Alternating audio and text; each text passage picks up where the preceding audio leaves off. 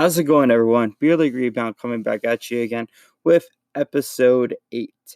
Now, this episode's going to be another different style of episode, and the reason being is I got the chance to interview Gary Haden from the Victoria Royals.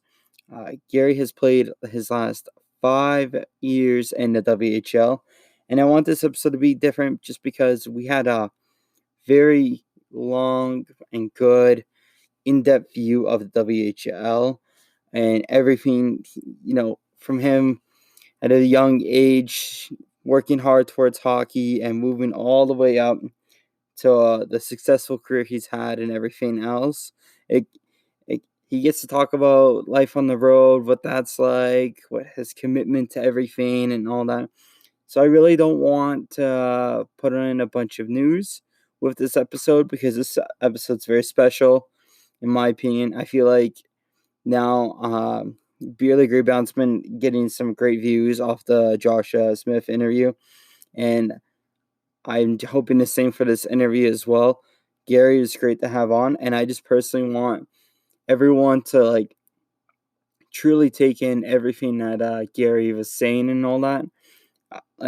Not everyone gets a chance to play in that league or step on that sheet of ice, and he's got to do it for the last 5 years, and he gets to tell us all about it. So this episode is just going to be dedicated to that interview. Next week, I'll have some hockey news to be bringing up. Hopefully, some chances of NHL having some more news on either early draft or potential restart up. But for now, I just want you all to enjoy this episode of Gary, really take in, the experience he got to have with the WHL and all that. So I'm going to send it over to that interview right now.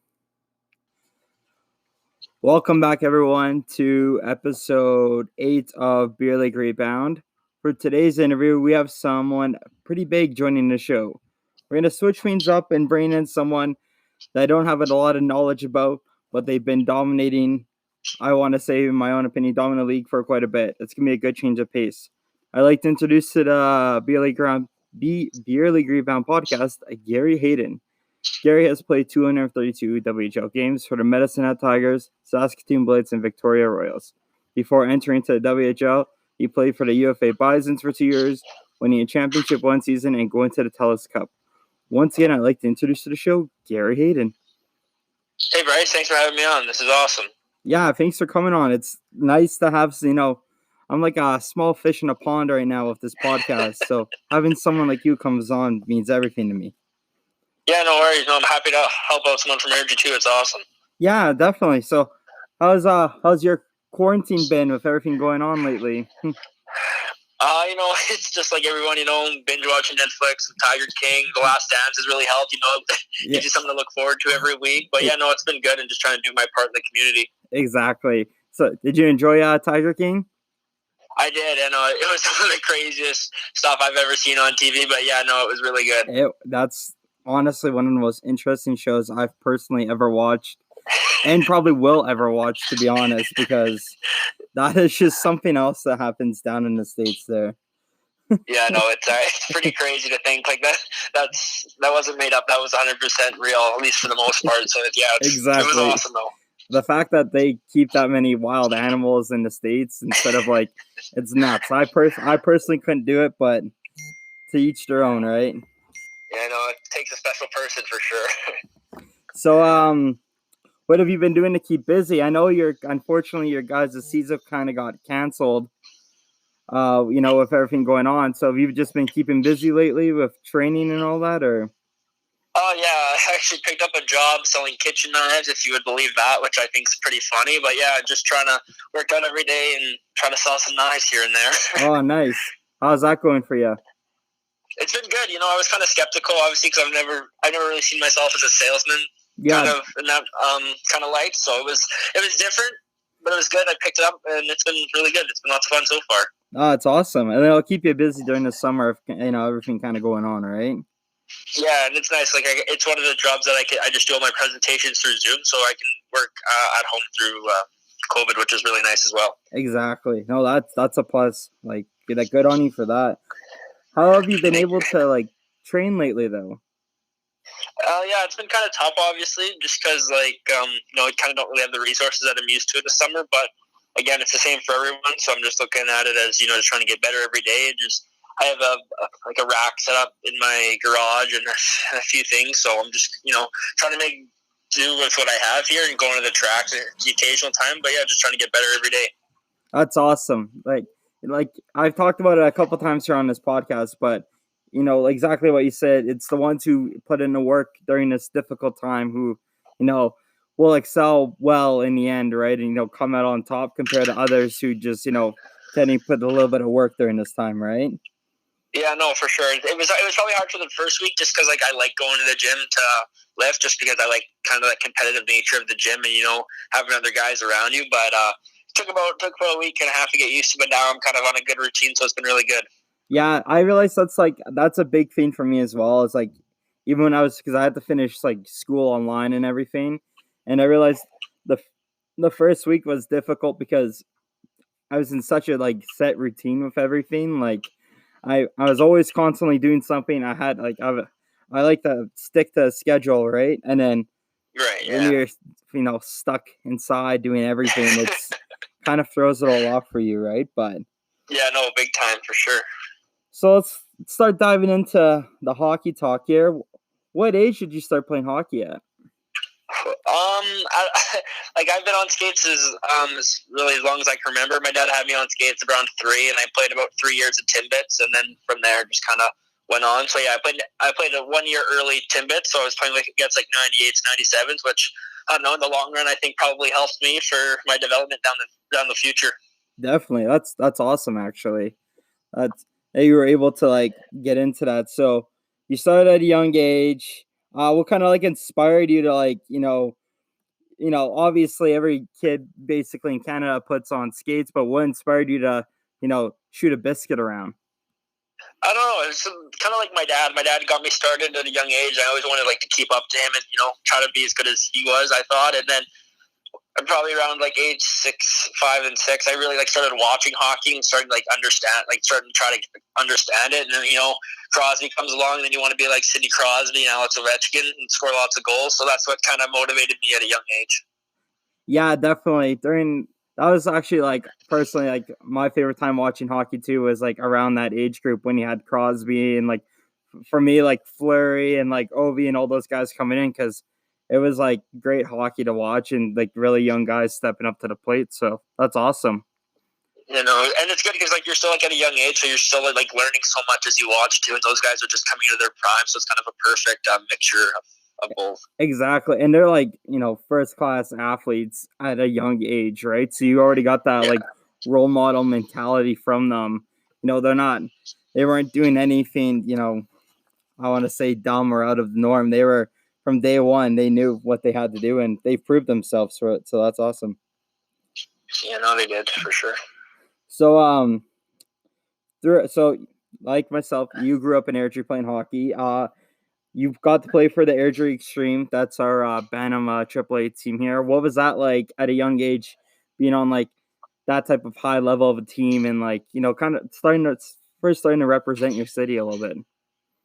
Yeah, no, it was really cool. I remember, I forget what year it was, but I was just a little guy, even just going to watch Ty Ratty Yep. playing Westerns against Uriah Nugent Hopkins, and I was just like, this is the coolest thing ever. I want to play here. And then when I was playing Pee Wee, I was playing Pee Wee AA, and I was going to all the games and just wanting to play there.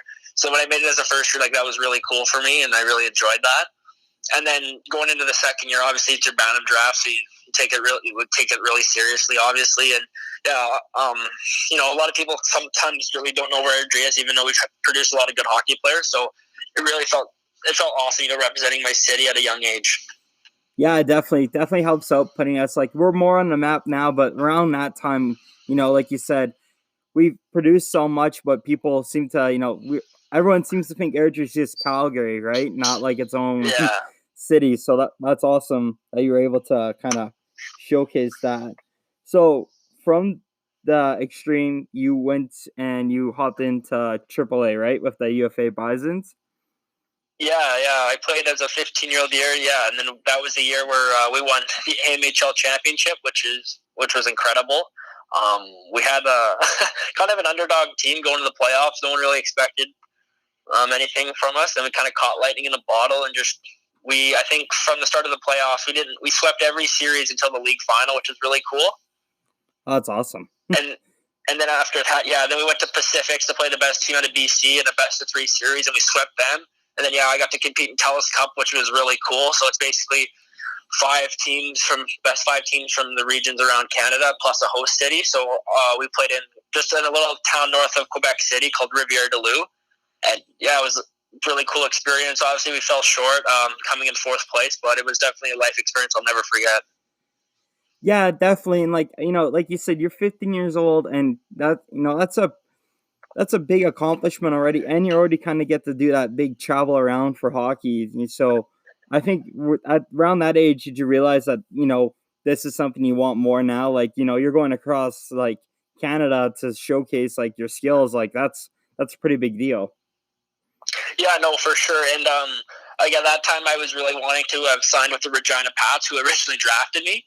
And I was just kind of praying, like, if I have a good season, maybe they'll do it. And then we went on this deep playoff run, and I had a pretty good playoff run myself personally. So I was like, okay, like if it's good for the team, but it's also good for me personally. Like obviously because there's less games to go to, so more scouts are going to come to your games. So it really worked out for the bet. Like everything kind of was picture perfect for that aspect, and then ended up getting to sign with Regina after that playoff run. So you signed with Regina, and then kind of got like traded off to Medicine Hat, or? Yeah. So then, I was playing my second year with the Bison's program there out of Strathmore, and I had just finished a game, came off, didn't even know it was a trade deadline in the Western League. My dad calls me in the hallway, who was the coach at the time too, and was like, "Oh yeah, like something's happened. I need to call your dad." So immediately I think the worst, like someone's passed away. So I kind of start freaking out a little bit. Yeah. So it was kind of funny the way he's like, "No, you've been traded." I was like, "What?" Like I didn't even really think that was possible. So then I figured out I was going to Medicine Hat. It was crazy, and then I played a couple years there. Yeah, definitely. So like I kind of want to dive into this just so like, the viewers can have an understanding. So like what's it like playing in like the WHL? Is it like everything you thought, or is it totally different than like what your perspective was at first of it? It's definitely a little bit of both. Like when you're younger, like we're all from we're from Airdrie, right? So you go to the Hitman games and you see them, you're like, wow, that'd be so cool. Like I want to play there, kind of thing. Yeah. So then when you get there, I definitely had a few moments like that where I just had to sit back and be like, wow, like I just enjoyed it, soaked in the moment. And then sometimes, like you see how much fun they have on the ice, but you do realize kind of once you get there how much work it takes, off the ice and with the bus rides and the travel and the video. And it's definitely a grind playing a lot of games, but it's definitely worth it. Yeah, 100%. So everyone listening, everyone knows that I talk about how I'm still very involved in hockey, but I was never, talented, let's say, to take my skills elsewhere. But this year I got to take the team I was managing, our AA team, to the Medicine Hat Tigers Arena. And we got to like do a full tour of the arena, and they got to have a practice with the guys. So they got to go on with like Sogard and all that.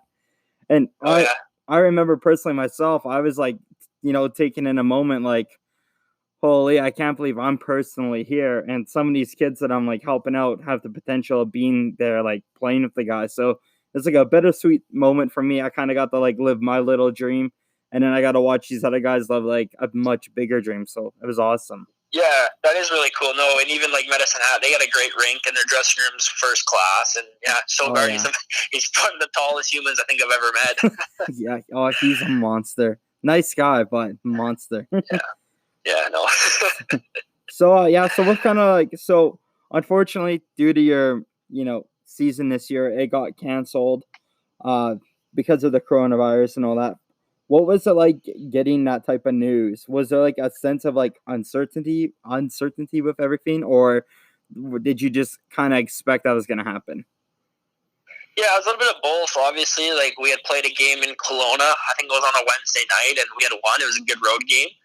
And I came off the ice, and I went to talk to my agent. Actually, was at the game, and he had told me the NBA was canceled. And then I was like, "Oh God!" I immediately knew if the NBA's not playing, there's no way we're going to play. Yeah. So then we got back on the bus, and we were hearing all kinds of rumors as we're driving through the night to Victoria. We don't know what to believe, what not to believe. And then we get there, and then we kind of hear how it's paused, and we were kind of told it might last a week. And then a few days later, we get, so now we're still uncertain. We're just sitting there not doing anything. And then a few days later, they're like, okay, we're going to send everyone home. The regular season's probably canceled, but we might do playoffs. So then you go home, and you're still just hanging on to this, for me, personally, I was like, I was just like, I think it's over just because obviously public safety is number one. And if the NBA and the NHL are not going to come back, we're not going to play before they do, right? So it was just kind of like unfortunate, but yeah, it is what it is at the same time. People's health is more important. Well, I'm glad that you have like a good like perspective on that. Like that's awesome on you. But you, unfortunately, like you mentioned, you guys did clinch playoffs though before like the whole season got canceled. But what led you guys to be so successful this season to at least clinch playoffs before everything happened? Yeah, we are really hardworking and structured team. We dealt with a lot of adversity. That's kind of what makes it kind of really bittersweet, is because we had injuries like I've never seen before in this league. Like we were playing games with seven, 8 forwards and an affiliate player, and with like defensemen playing forward, and we were just grinding out games, scraping out OT losses in those games. Like we were playing awesome, and kind of when the coronavirus hit, we were all getting healthy again and really excited for what the playoffs had to come, and we thought we had a really good chance of going deep, and we weren't really scared of any teams in our conference. We kind of liked our matchup going against these teams, so obviously it's unfortunate, but it would have been exciting for sure. Yeah, definitely. Like I was following like along with like I like to follow along with like most of HL teams, and like you said, you guys had to fight your way through this entire year, right? And that I think that would have led to like a lot of grit if you guys were able to finish off that season, right? Just because you overcame so much, and like you said, it sucks it didn't happen, but at least you got to like have one of those like teams that was like willing to do anything for you. Yeah, no, everyone. I loved all the boys on Vic. We'd give anything for each other, and yeah, we're just a really gritty team. To me, like just kind of being in the league. Like if we did get to play playoffs, I think we could have won a few rounds for sure, because we just played playoff hockey during the regular season. Like we didn't outscore teams 6-5. We won most of our games 1-0, 2-1, 3-2. So we knew how to play in close games as well. Yeah, definitely. Just grinding it out, finishing off, right? So so like as you mentioned earlier in this, March 11th was the last game, and you got a goal that game, if I'm correct, without even realizing. No, you got your last goal in the WHL, if I'm not mistaken, right? What was that like? Yeah. No, it was kind of crazy, because that would have been like our last game for the regular season in Kelowna. And throughout my last year in the league, I kind of, every rink that was our last regular season game, I'd always kind of look around and warm up and be like, this is probably the last time I'll ever be on this ice. Like here, like I'll maybe be back in this building, but be as a spectator. So kind of enjoy it. And I found in those games, I actually had probably my best games of the year. And yeah, I was fortunate enough to score. Probably, it's funny because it's probably the luckiest goal of my career as well. I went to pass it out front, hit the D-man skate, and then hit another D-man skate, hit the back of the goalie's foot and went in, but I'll take it nonetheless. A goal's a goal, right? Yeah, exactly. That's awesome. So just finish up on this whole canceled season. So, you guys get the news. You have to pack up your stuff from your billet families with all this craziness going on. Was it difficult to like try and like get home with everything going on, or was it like at least smooth sailing for you guys? Yeah, it was definitely difficult. I feel it was probably most difficult for the older guys, me and my other two 20s, Will and Shane. Like it was kind of crazy. Like we came into the year and none of the 20s knew each other, which rarely happens. And we kind of just built this bond over the season where like those guys are my best friends now. And like, yeah. So we wanted to stay around for a little longer, and everyone's telling us to go home. And even my billets, they were such amazing people. My billet mom cried when I had to leave, and it was definitely super sad just for the way it had to end, and it happened so quickly as well. Like, it would have been nice to have a longer goodbye, but hopefully once everything gets under control, we've kind of planned a weekend to go back and kind of have a proper goodbye with the boys. So that'd be really nice. Yeah, definitely. I feel like that's what a lot of teams are, looking for, that closure and all that. So that's awesome. You guys are still hopefully able to keep that, right? Just because it sucks how everything happened. But yeah. So we'll kind of start translating to the beginning of your career in the WHL. So it's safe to say you spent a lot of time in Medicine Hat during your WHL career. How was it being part of the Tigers organization for so many years? Yeah, no, it was good. Obviously, a really historic franchise. They've had Lanny McDonald, Trevor Linden, Jay Bowmeister, Chris Russell. A lot of guys go through the program to make it big in the NHL and be big factors on their team. So that was really cool. Obviously, getting to play in that rink that you saw, Yeah. the dressing room's world class. It was a lot of fun, and it was kind of my first exposure to junior hockey. I was lucky enough to be in the Central Division, so I got to play the Hitmen a bunch. I got to play, kind of live out that dream I had of playing in the Saddle Dome, so that was really cool as well. Yeah, definitely. So, like, you got to kind of go in for a couple early games when you're midget year, right? Yeah. When I was 16, I was lucky enough to get into 4 games, which was cool. It kind of gave me a little bit of what to look forward, like what to look for coming into camp next year. And I think that really helped me as well. Yeah, definitely. That's a very not many guys get that type of experience all the time. So I think that's pretty cool how you kind of got that whole early show, if anything, to what you're about to experience, right? But Yeah, no, it was. Yeah, it was all. Sorry. oh no, I was gonna say just I was just gonna mention, since you were like 16 years old and the Tigers are already looking at you, what did you feel like you had to prove to yourself and to the Tigers organization for like more ice time and more of everything? Because you went in there super young. Did you feel like right away you had to prove yourself? Yeah, I definitely did. Just because even how I ended up getting there. So when I was in that trade from Regina to Medicine Hat, it was a pretty big trade actually. So it was for a 20-year-old that had scored 50 goals the year before, Cole Sanford. So I was kind of that piece that was like I don't know. People told me this, but I don't know how true it was. But I was the piece that they wanted for Cole Sanford. So for me, like kind of going in my first summer, I did put a lot of pressure on myself because I didn't want to, be that trade that they look back in a couple years and go, what were they thinking, getting this kid? But so obviously it was a little bit of mental pressure, but I think I handled it pretty well, and it was good. Yeah, definitely. That's a pretty awesome experience, and I imagine like you said, the pressure of walking into a situation like that, because like you said, whether it's true or not, like what people say, that's regardless, it's a lot of pressure to take in, especially at what you were like 16 at the time. Yeah, I was 16 going into my first full year at 17, so yeah. Yeah, geez, eh? So was, so you played 32 games in your first season, and then your second season you jumped up to 70 games. That's a massive jump. What helped with, were you injured in that first bit, or did you just prove yourself so much you just got like doubled the amount of games after? yeah, no, for sure my first season was really challenging. Obviously only playing 32 out of 72 games. That was really hard on myself, but that year we had a really good team.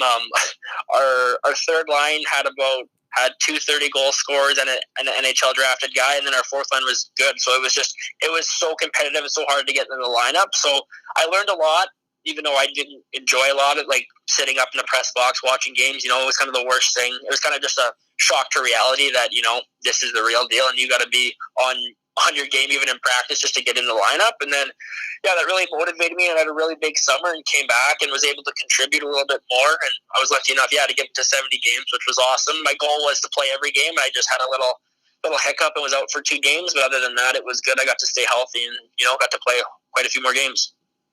Yeah, definitely. Like I said, like when I read the difference between that 32 to 70, I was like, okay, clearly he proved himself over a summer. Like that's a drastic change in my opinion, because they went from, like you said, you had a talented team, but regardless, good on you for going and literally jumping half your games up.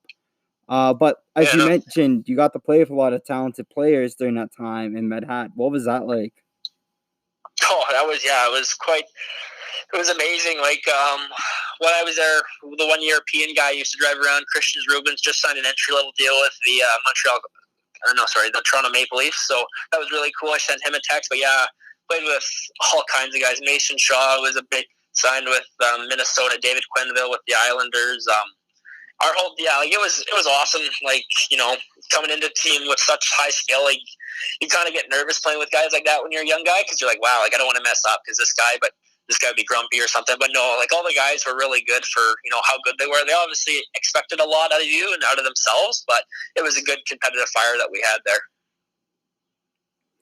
Yeah, definitely. Like you said, that's some pretty big names that you kind of got tossed into the wolves, if essentially. But at least you got to take away a lot from learning from them and all that. But I imagine though, like you're the young guy, like were they hard on you at least at times, with certain situations, or were they pretty good at guiding you?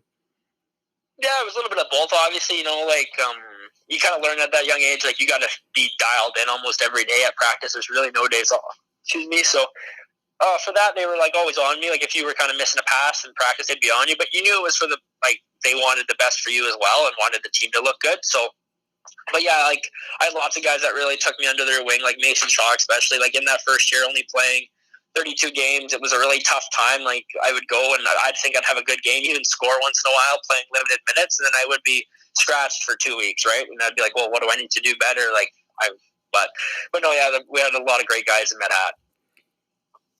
Yeah. So with during your time with MedHat, what was your personal favorite season? Just because you were with them for like a good amount of time, and junior hockey, you usually either get shipped around a lot or you're with a team for a long time. So you got to be with a team for quite a bit. What was that like? Yeah, it was awesome. Obviously, kind of get to know the guys like really good over the years. Probably my favorite season, even though it was one of my least favorite at the same time, was even just the first one, just because first game I ever got to play was one of my first games was in Calgary, which was really cool at Christmas time there, and first game ever in the Saddle Dome. Just looking up, I had a crazy amount of friends and family there. I was fortunate enough to even score like my second shift, so that was really I'll remember that for the rest of my life for sure. Oh wow, that's awesome! Like I said, that's a pretty cool and like unique thing you got to do there. And I've always dreamt myself personally of like being on a Saddle Dome. So the fact that you got to do that and score, that no doubt that would be my favorite season as well. That's awesome, man. Yeah, no, thank you. Yeah, that's fine. So unfortunately though, or maybe it's a good thing, but during that 2018-19 season, you got traded to the Saskatoon Blades. Was it difficult leaving MedHat and like your billet family and everything else and heading to Saskatoon? Yeah, for sure. It was difficult. I really miss the guys. I don't know if anyone knows this that'll be listening, but I did ask for a trade out of Medicine Hat. I just thought going into my 19-year-old year, I had played 7 games there, and I just thought I could have greater responsibility somewhere else. And kind of your 19-year-old year is a huge year if you want to be in the league as a 20-year-old. So I thought, obviously the guys are great and everything. My billets are amazing, but I think who knows, opportunity might come up somewhere else. So yeah, unfortunately, I had to ask for a trade, but it all worked out in the end. So looking back, I'm happy I made that decision. Yeah, well, like being able to you know, go up to Saskatoon and all that, they were they've been a pretty good. I think during that time, I could be mistaken. They were a pretty good, consistent team as well. Like most of the Saskatchewan teams were, I think minus Moose Jaw, but was it so? It was a good changeover. Yeah, no, it was awesome. Like I didn't really know what to expect, obviously, because I'd never been traded before. So it was kind of a crazy situation. I got traded on a Thursday. I had tickets to the Penguins and Flames, like row 10. I was pumped to go see Crosby play, and then I get a call saying, "Okay, you've been traded to Saskatoon." I'm like, "Okay." And then they were playing the next night, Friday night in Red Deer, but they wanted me to be there for a team dinner Thursday night. So I had to give away the tickets and get up there, and yeah, it was just kind of all crazy. And then obviously I only knew one guy really well, so kind of get there, don't know anyone, and they really welcomed me in there. I'll never forget the Snapchat group chat. They invited me to come to the power play meeting, and some kid was like, "Who is this guy?" He shows up for one day and he gets to be on the power play for me.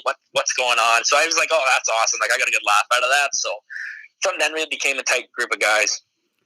Yeah, it's pretty awesome how they're able to brothers for life, right? And regardless of if you've known someone for years or not, you always have that connection of just hockey, right? And Yeah, understanding each other. yeah, but it was awesome. Yeah, exactly. Definitely. So yeah, so like I said, it was great that you're able to get that connection with your team um in Saskatoon there. So you only played one season with Saskatoon. How was it being part of the Blades team though for only like one season? Yeah, it was awesome. Obviously, we had a really good team. I got to play with some really good players, and Kirby Doc, who went third overall to Chicago, whatever it was. Like he was awesome. Got to play with him in the power play, and we had a really good team. We ended up making the playoffs that was the first time in about 5 years in Saskatoon. So the city really got behind us, which was really cool to be a part of. And yeah, the SaskTel Center, was rocking every night. So it was a lot of fun to be a part of. That's awesome. Yeah, like I like following like the Blades and all that too. Just because so did you get to know Chad Scarf quite pretty well during that time?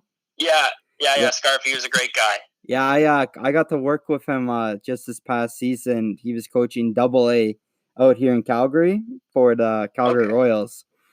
Okay. And That's awesome. and that's Small who, world, holy. yeah, so he told me he was like the equipment manager for you guys, and I was like, "Oh, no way." So, yeah, I thought that was pretty interesting, but yeah, he's a great guy though. He's a really funny Oh guy. yeah. Oh yeah, he was awesome. The amount of hours that equipment staff put in was incredible. Like especially in Saskatoon, they treat like a first class organization. I'll never forget that first road trip. We had played Edmonton on Saturday, and we roll into Calgary about 3:30 in the morning or 2:30, whatever it was in the morning, and we played at 2 p.m. that Sunday. And normally you'd go to the rink and unload all your gear, but the bus pulled right up to the hotel and the equipment staff unloaded everyone's gear. And I just thought, I was like, holy, like I've got to give these guys a nice tip at the end of the year. Like that's amazing. Like thank you so much. So Yeah, definitely. Like Chad told me, like when he was doing that type of job, it was like a no days off type of thing, right? But he oh yeah. he loved it. He got to play in the league, right? And Mm-hmm. experience everything. So I just thought that was pretty interesting. But during your time with the Blades, you had a good season. It seems like you posted 30 goals and 32 assists in 55 games. Do you feel like you're like finding like your routine in the WHL? Like you finally understand the league well enough. You've been in it for long enough, and now you're able to just start putting up points. Yeah, for sure. Obviously, I think like anything, you mature with age, and especially in that 19-year-old year, just knowing I had to have a really good year to even be a thought as a 20-year-old in the league. So that really motivated me. And obviously, I played with some great line mates. Max Gerlach, who scored 30 goals every year he played in the league, so that was easy to get him in the puck and stay out of the way. He ended up signing in Switzerland, and he's playing pro in Switzerland. And then Chase Waters has been doing NHL camp every year for the last 2 years. So I really had some great line mates, and we all just worked really well together, and it clicked. Yeah, definitely. Like I said, it's great to see that you guys are able to like mature, and clearly you had a very consistent team. If you, like you just mentioned, all these guys are putting up points like that. That's unreal. Yeah, no, it was easy to play with, and then the odd time we got a power play going on the ice to Kirby Dock, so it was wasn't that hard for us to put up goals, which was awesome. Definitely. So during your time with the Blades, was there any games that like kind of stuck to your mind? Like, you know, I personally remember like during my time with like minor hockey, remember going and playing in certain like games and all that, and I just feel like they always stuck with my head. So like during your time with the Blades, was there certain games that just like good or bad that just would stick with you? Like, you got any stories like that? Oh yeah, I got for sure. I'll start with the good ones. Yeah, But definitely. no, I had two 4-goal games, which is crazy enough to believe. Like I still looking back is crazy. So yeah, one was right before Christmas. We were playing Edmonton, and I never had a hat trick ever in my career, and then I had one goal going into the third period, and then got another one, and then we drew up a face-off play. And I'll be honest, I wasn't really paying attention. I was watching the Tim Hortons Coffee Cup Shuffle, which I often do, and I was like. yeah, I know what's going on. And then I go up to draw. I'm like, what am I doing again? And I just, walked the circle and just shot it. And lucky enough, went in. And I remember thinking, going through five, I'm like, man, I just got a hat trick in the Western League. Like, what's going on? And then they're announcing my goal, and we get a 2-on-1 with Josh Patterson, who plays at U of A now. And I was thinking, there's no way Patty's going to pass me the puck. But whatever, I'm driving, and then he just puts a beautiful pass in, and I just tap it in the crease. And I'm looking around like, what's going on? Like it really took a while to sink in, and then the second one was in Swift Current. They weren't the best team in the world, but it was parent weekend, so my parents were out there, and they were able to witness that one. So that was awesome, and I actually had a penalty shot in the game and missed, so I actually could have had five. And the first thing my dad said to me after the game was, "Well, you could have had five," and I was like, "Well, thanks, Dad." And then the bad obviously. I had playoffs was really frustrating for me. I didn't perform the way I wanted to, and we played Prince Albert, who ended up winning the league in the second round and lost in 6. But the first 3 games of that series were on Sportsnet, which were my first ever Sportsnet games. So it was really cool. Obviously, the games didn't go the way we wanted to and the way I wanted to, for sure. But it's definitely something cool I can look back on later. Yeah, definitely. Like, I think I remember watching, Prince Albert during that time, and, they've been a unreal team for a very long time. But the fact that you guys also got that recognition on Sportsnet and all that, I love the idea of, growing the game and getting it more out there, right? Like, we know what it is and hockey fans know what it is, but it's nice to just have like an average person sit down and watch junior hockey, because I think it's some of the best hockey in the world to watch. Oh no, I couldn't. Yeah, I couldn't agree more. Like for me, growing up, Shaw did a lot of those games, and I loved tuning in to see when Shaw had the Western League games on. So yeah, if they were, I know there's money's a big thing, but yeah, if the Western League could get more games on Sportsnet, that'd be awesome, and just grow the game even more. Exactly. Yeah, I remember the Shaw games too. They were awesome to watch. Yeah. So during your summer going to like that 2019 season, did you know that you joined the Royals for the 2019-2020 season, your 20-year-old season? But before that summer, did you know you were like getting traded, or was it like a midsummer find out? Yeah, that was I had no idea actually. It was about exactly a week before I'd planned on leaving for Saskatoon, and I got home from power skating, and it was early in the morning, so it was about 8 a.m. when I got home, and I went to have a nap, and wake up with a missed call and a text from my GM saying, "Hey Gary, can you give me a call?" And instantly I was like, "Oh no, where am I going now?" And yeah, so got back on the phone with him, and he told me, he kind of dragged it out a little bit, but he was like, "Yeah, you're going out west," and I was like, "Oh no, there's a few places out west where I wouldn't want to play." And then I heard Victoria, and I was like, "Oh, I knew it's a beautiful place, obviously." So, but to be completely honest, I was pretty salty for about a week and a half, even driving out to Victoria, just because I had loved Saskatoon so much and had so much success, and it was just what was familiar to me. So I wasn't a big fan of the change, but in the long run, it was awesome, and I wouldn't have wanted to play my 20-year-old year anywhere else. That's awesome to hear. And yeah, I imagine, just because, like, as I mentioned earlier, so you went from like playing a Medicine Hat, knowing where you're going like every year, to 1 year in Saskatoon, to Victoria, like, jumping around now at this point across Canada, right? So I imagine Yeah, that no, and would yeah, be sorry. frustrating. Sorry. No, yeah, it was definitely frustrating, and even like it was just different, on the West Coast now, and I've never really been out there, had to drive out there, but yeah, like it's beautiful out there. If I could, I'd honestly move back out to Victoria. Yeah, it must be a nice change of pace going from, good old flat Saskatchewan, my home area, to Victoria. So must have been nice. Yeah, no complaints there for sure. So when you got to Victoria, just like how you got to Saskatoon, I imagine it was a bit of a changeover. Was it smooth sailing with your team? Uh, for Was it easy for you to join the Royals as it was like for Saskatoon and everywhere else? Yeah, it was really easy. I think it made it a lot easier because the other two 20-year-olds, because each team can only have three 20-year-olds. The other two were new too. They had been traded in too. So we kind of all had that weird bond when we came in. That we kind of had that like kind of pissed off mentality that people didn't want us. So we wanted to prove everyone wrong, which we did. And we all clicked. We went golfing probably the first week there, and then we went golfing almost every week until like the middle of November, which was awesome. So I can't complain about that either. Yeah, definitely. If anyone knows, you can't really do that in Calgary because it starts snowing pretty much after Labor Day weekend in September. So unless you're Yeah, dedicated exactly. to golfing, but oh, that's awesome. So basically, what I'm getting from the Royals was you guys were like an injured team, and you guys had, it sound like, just a pissed off mentality, as you mentioned. Is that what led to you guys being so successful? And like, what was the team like? Was the team culture just like, let's be a gritty team and just prove everyone wrong, or what was it like? Yeah, it was a little bit of both. We had a really skilled team, but we definitely we played gritty just because we were pissed off a lot. Like before the season started, people had us like barely sneaking into a wild card spot, and we were like, are you kidding me? Like, we're a good team, like, as if you guys are writing us off. So we kind of went into the season kind of with that chip on our shoulder and just kind of held the whole year. Like, I think in my mind, we had a tough stretch. We had a tough road trip out in Saskatchewan and Manitoba that kind of derailed our chances of winning the division. But for the longest time, we were right there for winning the division.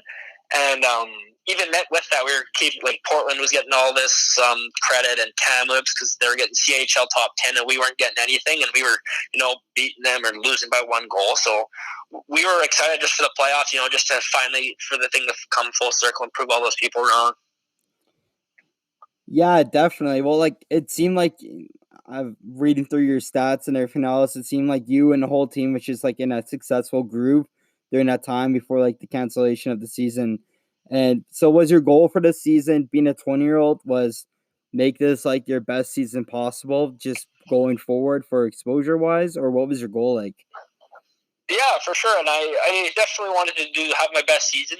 Statistically, I was going to try, and just to enjoy it, because I had talked to other people that had played their 20-year-old year and they took it too seriously. So just to have fun with it, just enjoy every day coming to the rink. And for me, honestly, I had 25 goals, and I'm more proud of the 25 I had in Victoria than the 31 I had in Saskatoon, just because the difference in the conferences was insane. Like, the Western Conference was just, you got hit every time you touch the puck, and it's a gritty division compared to the East, which is a lot of skill and high gun and 6-4 games. So I know I didn't surpass my my goal total from the year before, but I was definitely very proud of what I achieved.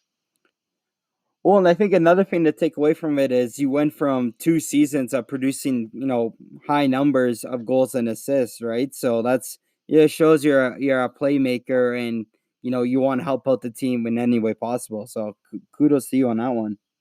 Yeah, thanks. No, I just try to win hockey games. At the end of the day, that's all that matters. Exactly. So what were you able to like take away from this season? Like, it definitely being a weird one, not finishing up playoffs, but it being your last year, what were you able to take away from it and stuff like that? Definitely don't take anything for granted in life, because obviously you never know when it's going to be over. And just like that game in Kelowna, when we all stepped off that ice after we won, I don't think, if you told me that would have been my last junior hockey game, I would have been like, you're crazy. Obviously that, and obviously just enjoy everything in life, because like the 4 years was the best 4 years of hockey of my life, but it went by like nothing. And now it's on to the next chapter, but I'm always going to have those memories, which is nice. Yeah, I think that's an important thing as well for just, anyone right now in life, is just not taking anything for granted. I definitely had to learn that personally myself with everything. And so I'm glad to hear that, you and your team was able to, recognize that, right? Because it can just all get taken away without you knowing, right? Yeah, exactly. So you just got to, play every game like it's your last, because you never know. So Exactly. So, going into like your overall career here, what out of your 3 teams, what year was your personal favorite out of the 3 teams? That's a tough one. Yeah, I'd have to say the last one in Victoria. Just like Saskatoon's a really close second to me, but yeah, just Victoria. Just kind of getting to know a new city I've never really been to, other than being the visitor. And just the beautiful scenery, how much fun we had off and on the ice. So definitely Victoria. definitely. And what were you able to take away from the WHL during your 4 years? We all know, like, don't take things for granted, but was there anything else you were able to like take away? And like, if anyone young approached you talking about it, what would you tell them? Obviously, like, to me, the biggest thing for me was the Bantam draft kind of starts at that age. I would tell younger players, like, that doesn't matter. Like, to me, for me and my family, it was the first time going through that. So you kind of think the draft is the end all be all, and then you find out, like, I went in the 9th round or whatever it was, 189 or something, but there's kids that went ahead of me that never played in the league. So it doesn't matter where you are at Bantam, even in midget, as long as you steadily improve. And even when you get to the Western League, if you're a stud when you come in the league, but you don't get better every summer, you're going to be left in the dust. So it's just kind of that steady, getting better steadily year after year and not regressing at all. So that'd probably be my biggest advice. That goes for anything in life too. If you got a job, you got to, go to work and do your job every day. Exactly. I think that's a good perspective on everything that you just mentioned there. Um, just to kind of give our viewers a little perspective, what was it like being on the road, for 4 years, going all across, Canada and, parts of the States, playing in this league? Yeah, it's nothing short of a grind. Obviously, in Victoria, we were really fortunate. We had a sleeper bus that had beds on it, just because like we'd go play Tri City, say Friday night, get finished the game, eat at the rink, then we'd drive to Spokane. It's about 2.5 hours. Get into Spokane at 2:30 in the morning, then go back to the hotel, and try to get some sleep, eat breakfast, have another nap. Then you play Spokane that night, and then after that, we drive right to the ferry terminal. So you get to the ferry terminal about 3:30 in the morning, and then we'd be on like the 7 a.m. ferry. So you'd get the beds down and try to get a little bit of a snooze, and then you'd have to come out of the bus though when you get on the ferry because of Transport Canada had these new rules, which was a lot of grumpy guys getting out of their bunks at 7 in the morning after only having a couple hours of sleep. But Yeah. it's a grind for sure. But you kind of learn how to cope with stuff. If you have a long day trip to a game, like when I was in Medhat, we'd play in Kootenay, which is like 6.5, 7 hours, which would be a long time on the bus and go to play a game. But you learn different tricks of the trade over the time. Like some guys would shower before the game, just kind of wake themselves up. Obviously, I didn't drink much coffee before I started in the league, and then about after my first year, I realized, okay, I'm going to drink a lot of coffee in this league. So that was probably two of the big things. Yeah, definitely. I imagine, we kind of doing that whole grind session, you would kind of need to, get some type of routine in. So at least you were able to kind of, realize quickly at that age, like, okay, I got to do something to be prepared, right? Yeah, exactly. And so, yeah, whatever it takes to get you going when that puck drops, it doesn't really matter what odd superstitions or whatever you do, as long as you're ready to go. That's all that matters. Yeah, definitely. So throughout your 4 years, I imagine you're still really super close with a lot of players and billet families, hey? Oh yeah, for sure. My billets from Medicine Hat, he would text me before every game, even after I got traded. He'd always tell me when I left out the door. He'd be like, "Let's have a good one, hey, let's get one." So he'd text me that before every game. So that was really special to me. And yeah, even the ones in Saskatoon, I call once in a while, and even my bills from Victoria, they're all great people. And even like my bills I had in Strathmore, I call them all the time and just talk hockey. Like it's the coolest thing ever. You just build these bonds that you'll have for the rest of your life. Yeah, definitely. And it's kind of nice having these other families that you were able to rely on. They kind of got to watch you grow and see what came from you, right, and what you're able to do. So that's awesome. So, Yeah, it was. Sorry, go. oh no, sorry. I was just gonna say. So coming into, so you're done with the WHL now. Do we know what your plan is for hockey next year if everything goes as Yeah, planned? yeah, exactly. Hopefully, we can only hope and pray that hockey starts on time. But the tentative plan right now is like I got into Mount Royal University, so I'm going to play hockey in the CIS there. That's the kind of the tentative plan. I would like to try pro for sure. For me, the money is not worth it to play in the East Coast Hockey League. So, but if there was a right American League deal on the table, say it was like a two-way deal with the coast, I would very much so be very interested in it, entertain that thought, just because my schooling, the WHL, for people that don't know, every year you play in the Western League, you get a year paid for post-secondary. So that's awesome. So I could go and play, say, in the American League till about Christmas, or if I got sent down to the coast, I could come back and my schooling's still there, which is really nice. So, but the kind of plan is to take education at the University of Mount Royal and play hockey for another 4 years at least. Yeah, that's awesome, and hopefully you are able to get on to a team like that, and see what happens from there. Like, I love CIS, and I wish there's more exposure as well. So I hope the best for whatever situation happens. But I think whatever happens, you'll be happy with regardless. And the fact that your schooling's paid for, like, that's a bonus, right? Yeah, no, for sure. Yeah, thank you very much. Yeah, that definitely helps my parents out a lot too. Yeah, no, definitely. School's expensive, but no, that's awesome. So I just want to, thanks for coming on to the show, and it's really nice that we were able to dive deep into the WHL, and you kind of gave us a good perspective on like what the life's like, because most fans just see it, on ice action and everything else. But I feel like you're able to like really give everyone a good idea of like it's a grind, like shitty sleep schedules. We got to do what we got to do, but if this is what you want, that's what you got to do. So that's awesome. Yeah, no, thanks for having me. This was a lot of fun, and I wish you all the best with your podcast. I think it's great what you're doing, and I love supporting people from Airdrie, obviously.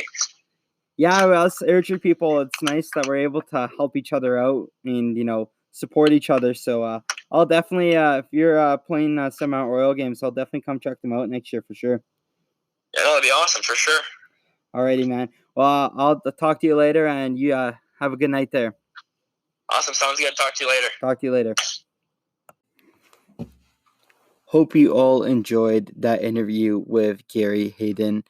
Honestly, this is, you got two guys from Airdrie supporting each other here, and I can't thank Gary enough. I know he's listening to this, and truly thank you, bottom of my heart, Gary, for coming on.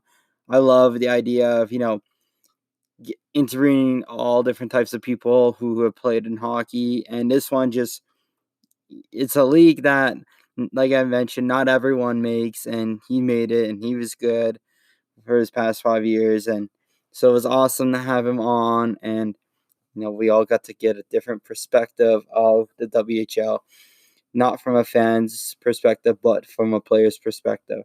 So I thought that was huge. Thank you again, Gary. Truly means a lot. We got a bunch of other interviews lined up as well.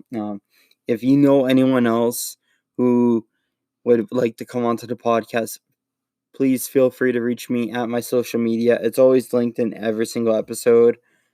Beer League Rebound is usually just the username for Instagram, Facebook, and Twitter. I love the idea of building this up, talking hockey, and entertaining everyone. And this is a very entertaining episode, as I keep mentioning. So I hope you all really enjoyed that. That's going to wrap up today's episode. As I mentioned, this one's going to be different. Not going to have any news in this one. We will have news in the next one and a different candidate on for an interview. So look forward to that, and I will talk to you guys next week. Stay safe, stay healthy, wash your hands. Talk to you later.